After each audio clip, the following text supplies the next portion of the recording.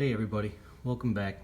Hey, so this is my Delta 36-725 T2 table saw. So I wanted to do a quick video here on how to adjust the blade so that it's square to the miter slot. So if you're watching this video, I'm going to already assume that you know that you need to adjust the blade. If you do, when I got mine, it was just slightly out of square.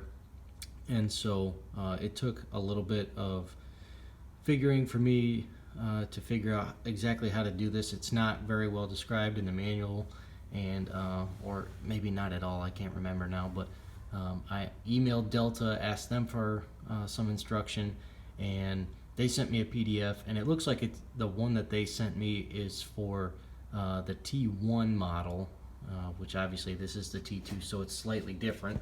So I just wanted to go through this real quick with you guys, just so you can see what to do. So I'm not actually going to do it either. I'm just going to show you what to do and what to look for, and then you can adjust your saw from there. So we're underneath the saw here.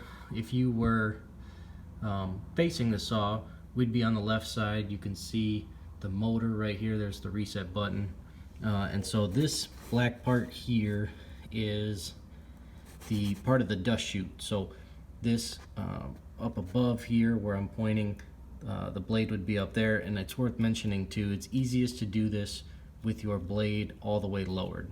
So on this dust chute, on the cloth part here, there are 4 screws holding this in. So there's one right here, here, and then it's a little hard to see, but there's one tucked up kind of in the back here, and then one more back here kind of towards the back of the saw, if you can see that up there. So it's easiest to go ahead and remove that first, and then we can kind of get into the rest of it.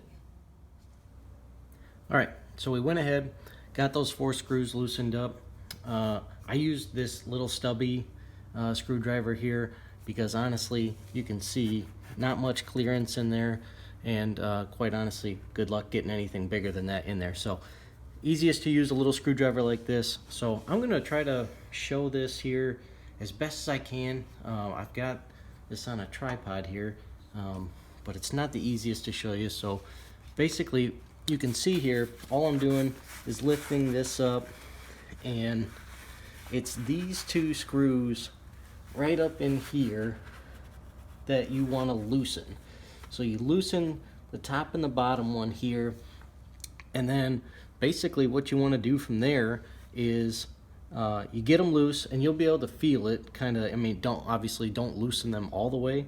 I think what I found was 3 to 4 turns was plenty loose enough to get it to move. And so from there, what you want to do is on the back side of this piece here, you've got your motor, and this was easiest for me to do with 2 sets of hands.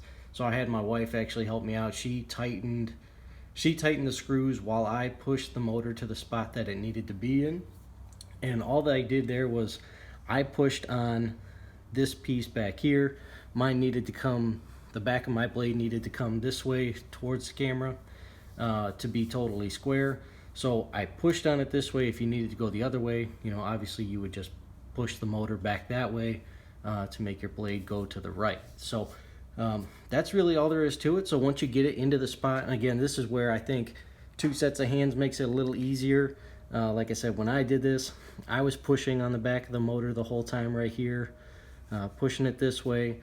My wife tightened it, and by the time she was done tightening the screws pretty much as tight as she could get them, it was pretty much good to go from that point there. So it's pretty easy. That's really all there is to it. I think on the old model, in the PDF that I got, they recommend like pushing or loosening of the screw for the dust chute. That's that blue part back there. Loosening the dust chute and pushing that down. I didn't need to do that at all. To me, that step was pretty much useless, to be honest, and so I didn't do that there. That's really all there is to it. So like I said, it's those 4 screws to get this thing out of the way, and then these 2 hex screws up here, which those hex screws I believe I have my own set of hex screws, but or hex wrenches. Those hex screws, I believe, come on one of the ends of the wrenches that they give you when you buy the saw. So it's pretty straightforward. Like I said, not a lot to it. I'm not gonna move my motor because I've got it perfectly square to where I need it to be. So just wanted to show this for anybody that might have been struggling to get their square and finding little to no documentation on how to do it. So any questions, feel free to let me know. Otherwise, I'll catch you guys next time.